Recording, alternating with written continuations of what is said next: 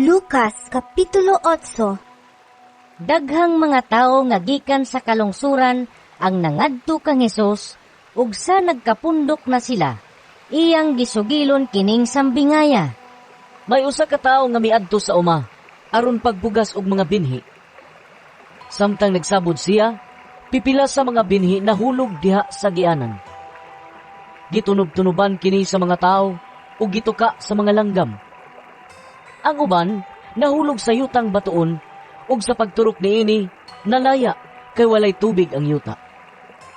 Ang ubang binhi nahulog dapit sa mga tunokong sagbot.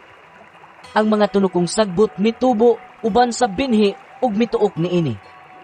Ug ang ubang binhi nahulog sa maayong yuta. Mitubo kini ug namungag usa ka gatos ka pilo.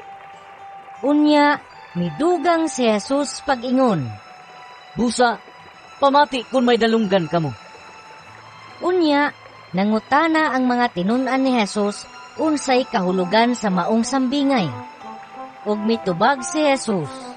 Ang pagsabot sa mga tinago may tungod sa paghari sa Dios. Gihatag na kaninyo. Apan sa uban, gihatag kini pinaagi sa sambingay aron kun mutan-aw sila, dili sila makakita, ug kun mamati sila, dili sila makasabot.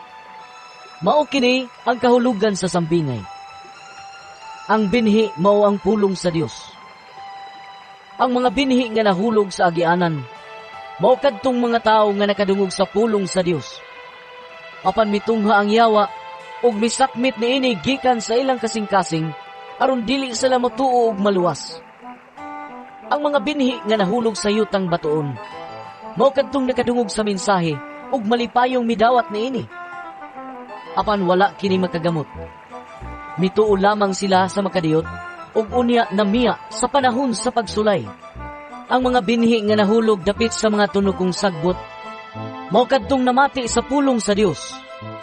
Apan ang mga kabalaka ug mga bahandi, ingon man ang mga kahilayan ining kinabuhia, mituo kanila ug tungod niini ang ilang mga bunga piyasot.